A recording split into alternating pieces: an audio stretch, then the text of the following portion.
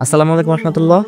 নিজের যা আছে তা নিয়ে সুখী হওয়ার চেয়ে অন্যের যা আছে সেটা দেখে দুঃখ পাওয়াটাই হলো আমাদের বৈশিষ্ট্য। আসুন ছোট একটা গল্প দিয়ে শুরু করি। এক গ্রামে হাসান নামে একজন ছেলে থাকতো। সে ছিল অত্যন্ত পরিশ্রমী এবং সৎ, কিন্তু তার একটি প্রবলেম ছিল, আর সেটা হচ্ছে সে সবসময় নিজের সাথে অন্য কারো তুলনা করত।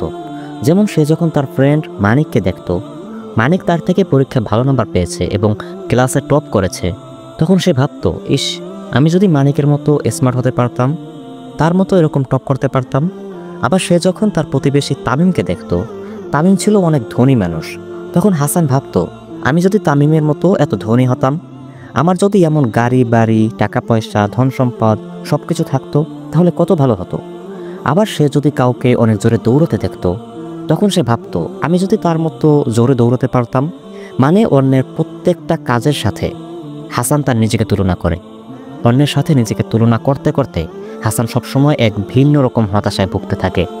সে তার পড়ালেখায় ফোকাস করতে পারতো না, সে কোনো কাজে ফোকাস করতে পারতো না। যে কাজ সে করতে চায় সেই কাজের থেকে অন্য কারো কাজ ভালো হলে সে সেটা নিয়ে ইচ্ছে পোষণ করতে থাকে এবং তাকে নিয়ে ভাবতে থাকে, কিন্তু নিজের কাজে ফোকাস করতে পারে না। একদিন একজন হুজুর তাদের গ্রামে আসেন। তিনি ছিলেন অত্যন্ত অভিজ্ঞ একজন মানুষ, যিনি মানুষের জীবন সম্পর্কে অনেক কিছুই বুঝতেন। তার সম্পর্কে জেনে হাসান সেই হুজুরের কাছে যায় এবং তাকে বলে, হুজুর, আমি অনেক পরিশ্রম করি, কিন্তু আমি যখন আমার থেকে উন্নত কাউকে দেখি তখন আমার অনেক খারাপ লাগে, আর আমি ভাবতে থাকি আমি মনে হয় কখনোই তাদের মতো হতে পারবো না। আমার এটা অনেক বড় সমস্যা করে আমার স্বাভাবিক জীবনযাপন করতে। আমাকে আপনি সাহায্য করুন এখান থেকে বের হওয়ার জন্য। তখন সেই হুজুর হাসানকে বলে, আচ্ছা ঠিক আছে, কালকে তুমি এই গ্রামের সব থেকে পুরাতন গাছটার কাছে যাবা এবং আমি সেখানে তোমার প্রশ্নের উত্তর দেব। হাসান কিছুটা অবাক হয়ে যায়, কিন্তু সে চিন্তা করে হয়তো সেই গাছটার কাছে যাওয়ার কথা বলার পেছনে হুজুরের কোনো না কোনো কারণ আছে।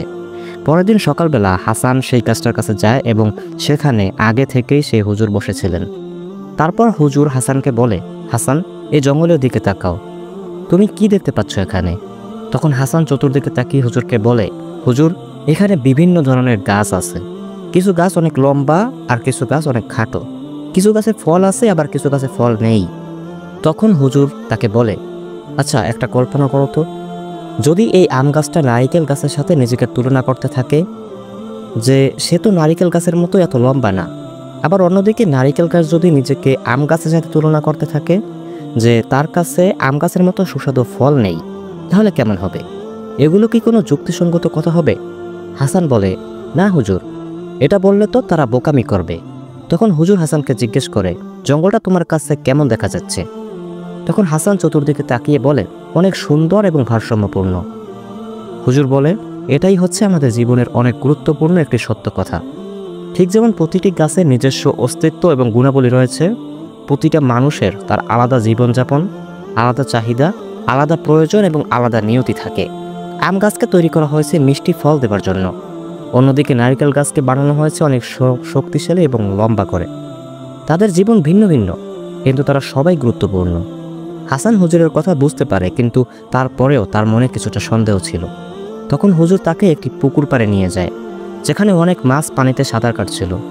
হুজুর হাসানকে একটি পাখি দেখিয়ে বলে, এখন যদি মাছেরা পাখির সাথে নিজেকে তুলনা করতে থাকে যে তারা পাখির মতো উড়তে পারে না, তাহলে কেমন হবে? হাসান বলে, এটা মোটেও ভালো হবে না, কারণ এটা তুলনা করার মতো কিছুই না। মাছদেরকে তৈরি করা হয়েছে সাঁতার কাটার জন্য, আর পাখিকে তৈরি করা হয়েছে আকাশে ওড়ার জন্য। এটাই চূড়ান্ত, এটাই বাস্তব, এটাই হওয়ার ছিল তাই এটাই হয়েছে। এমনটা পরিবর্তনের কোনো সুযোগ নেই, এবং পরিবর্তন করলে প্রকৃতি ভারসাম্যহীন হয়ে যাবে। তখন হুজুর তাকে বলে, তাহলে তুমি কেন অন্যের সাথে নিজেকে তুলনা করো? আর তোমার জীবন তোমার নিজের, তোমার কাছে এমন কিছু আছে যা অন্য কারো কাছে নেই।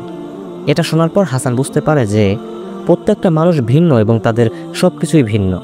তাদের ভেতরে যা যা আছে তা সব কিছুই ভিন্ন ভিন্নভাবে আছে। অন্যের সাথে নিজেকে তুলনা করা শুধুই আমাদেরকে হতাশ করে।